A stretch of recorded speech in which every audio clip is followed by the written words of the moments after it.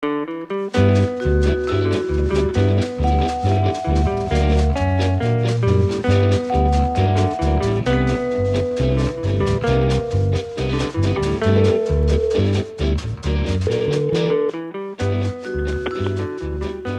John Falldine. Hey, John, it's Dave Martino. Dave, how are you? I'm good. Mr. Binzer's here. Hey, John. Hey, Gavin. How are How's you today? Connecticut? You polishing up your cowboy boots for a little line dancing tonight? You know, I might be the only Texan that doesn't own a pair of cowboy boots, but if I need a pair, I can always borrow one from Charlie, I'm sure. But that's because you're from Ohio, isn't it? I'm from New York. You are? Yeah, I'm a Rochester boy. Yeah, it's not really New York. Yeah, you know how many times I hear that from simple-minded people? It's really New York State is what you have to refer to it as. Okay, well, I'll clarify that for you next time I talk to you. Thanks, bro. Hey, well, listen, we appreciate you taking some time out of your busy day, especially on a Friday afternoon. We are calling our clients and interviewing them and are interested in basically learning from you some of the insightful things that you've experienced in 2009 as it pertains to marketing your beautiful community, Edgemere, there in the Park Cities in Dallas, and also some of the things that you're either concerned with or challenged by or looking forward to in 2010. Okay. So why don't you tell us a little bit about 29? You know, Edgemere is facing and has faced, everything that everybody else has in the real estate and market and with the general economy. We're not any different than anybody else in that regard.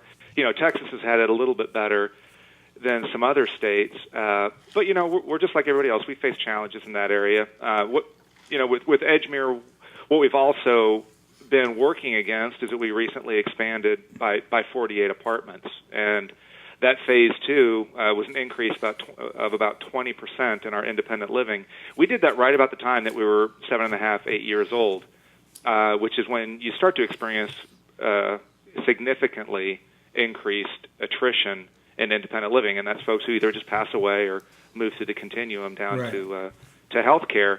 So, you know, when you layer that on top of what was already kind of a shaky foundation in the real estate market and in the economy, it caused a real challenge for us. I think if you take one or two of those two things away, say if we had not expanded or if we weren't, you know, at this time 8 years old, we probably would have managed this process or weathered the process a little bit better. As far as the economy goes, it still would have been a challenge, but I think when you put all three or four of those things together, it was a significant challenge for the property. But we are only 8 years old. The community still looks and feels new. We've got a great presence within the greater Dallas community, and specifically in the Park Cities and in Preston Hollow. And so it really kind of comes down to working with our partners like Martino and Benzer to try to figure out, all right, what can we can we do more of? What can we find that we haven't done before that's a little bit different? How do we look at our market now, and how do we get them to look at us? Yeah. So I guess that's kind of an answer to your question about where we come from in 2009 and where we going to in 2010, and we're just trying to figure out what is the message we're gonna send out to our market so that they understand who we are and what we're doing right now. Mm-hmm. What are some of those things that you found that you do have to do differently and be more creative on at the end of 2009? Well, I think the toughest thing for us to do is to do something that's a departure from the way that we've done business for 8 years. Edgemere is a pretty understated. I mean, it's an understated community in a lot of ways. I mean, you walk into it and it's kind of like, wow, it's a really neat physical plant and all that. But the way that we approach our market, it's a pretty understated way of doing things. I mean, we rely really heavily on public relations. We do a lot of things where, you know, we're trying to get into the newspapers, onto the news, into TV, just to have a presence within the community at large. We've never been really heavily laden in ad campaigns and, hey, look at us, and we're running this special and doing that. We've been much more understated. And that's just who we've been, and we've been able to do that because of the depth of this market in the Park Cities. Well, I think it's also because It also goes straight to the reputation that Edgemere has in the market that creates that press coverage. Yeah, that's true, and we've always, quite honestly, relished that. I mean, we've always enjoyed having that stature and that standing within the community and within our market. However, I can't sit here and say unequivocally that no longer works. I can't say that. I don't think anybody can.